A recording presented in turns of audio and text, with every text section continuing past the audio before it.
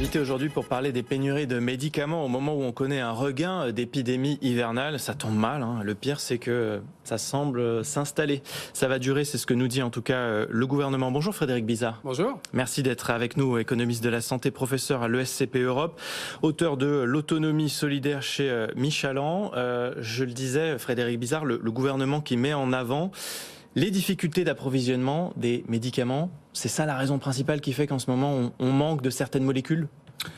Alors d'abord, on manque de certaines molécules depuis 10 ans de façon croissante. Donc il y a un problème de fond sur lequel on pourra revenir.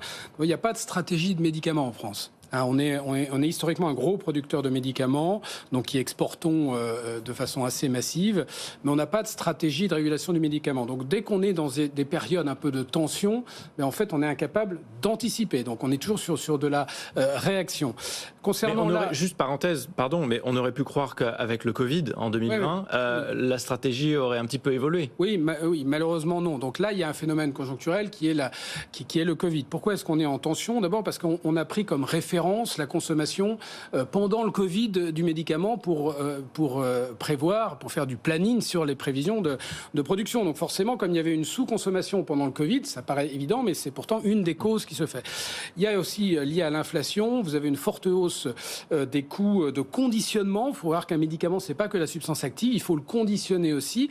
Donc, si vous voulez, quand vous êtes sur des produits à très faible marge, parce que là, on est sur ce qu'on appelle les produits matures, les produits génériques qui sont produits avec de très faible marge, forcément là vous êtes dans une nécessité pour les producteurs, pour les fabricants, d'essayer de gérer au cordeau tout et de surtout pas avoir trop de production.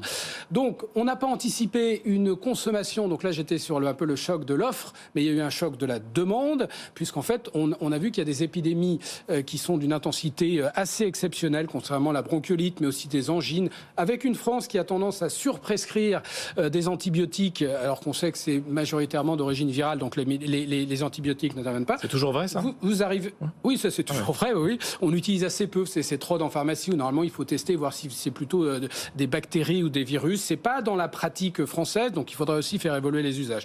Donc vous avez une demande exceptionnellement élevée, avec une incapacité d'anticiper véritablement, de prévoir à l'avance quels seront les besoins. Dernier point, il faudrait que l'État mette en place un observateur public, puisqu'en fait c'est chaque producteur, donc chaque génériqueur, qui produit en fonction de son propre marché, encore une fois basé sur des prévisions de l'année N-1 et N-2, ce qui fait qu'il n'y a pas de vision globale du marché.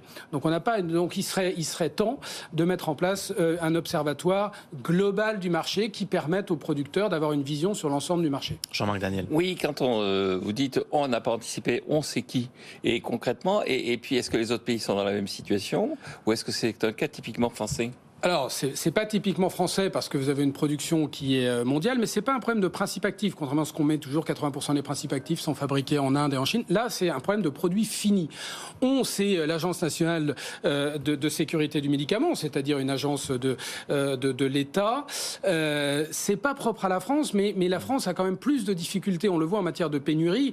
On a en moyenne 500 à 1000 pénuries de médicaments par an. On est passé à 2000 en 2022 et selon les prévisions, on devrait passer à 3000. Donc on voit bien qu'il y a un phénomène structurel qui nécessite aujourd'hui sur le marché du médicament d'avoir une vraie stratégie d'anticipation. Est-ce que c'est un problème de prix ? Exactement. C'est ce que j'allais dire. C'est ce que j'allais dire sur la chose, c'est que, encore une fois, sur les produits génériques, on est sur la faible marge, mais il faut savoir que le médicament est la variable d'ajustement de tous les projets de loi de financement et de sécurité sociale qui sont votés chaque année. Encore 800 millions d'euros pour 2023 de baisse de prix. Les produits matures baissent de prix de 3,5% par an. Depuis 10 ans.